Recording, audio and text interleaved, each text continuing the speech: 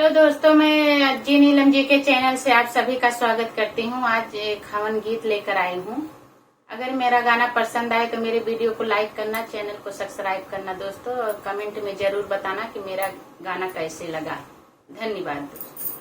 गौरी के लाल हो हवनिया में चला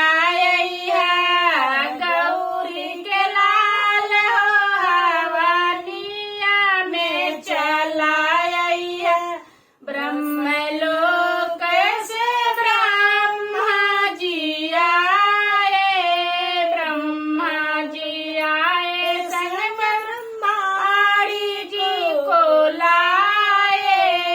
ब्रह्मा जी आए संग ब्रह्माणी जी को लाए।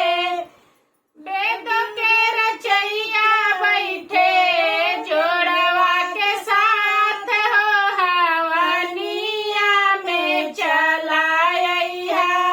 गौरी के लाल हो हवनिया में चलाया। बैकुंठ धाम से विष्णु जी आए।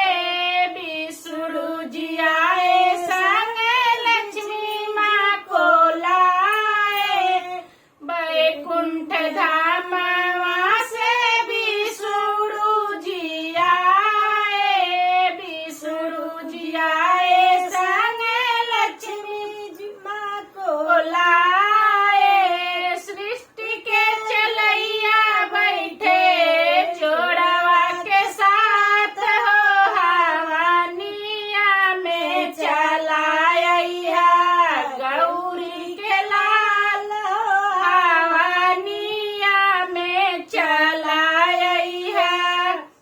कैलाश पर्वत से शंकर जी आए। शंकर जी आए संग गौरा माँ को लाए।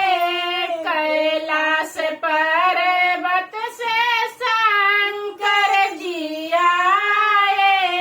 शंकर जी आए संग गौरा माँ को लाए। त्रिलोकीनाथ बैठे जोड़वा के साथ हो हवनिया में चलाया। गौरी के लाल हो हवनिया में चलाया। अयोध्या नगरिया से रामा जी आए। रामा जी आए संग सीता माँ को लाए। अयोध्या नगरिया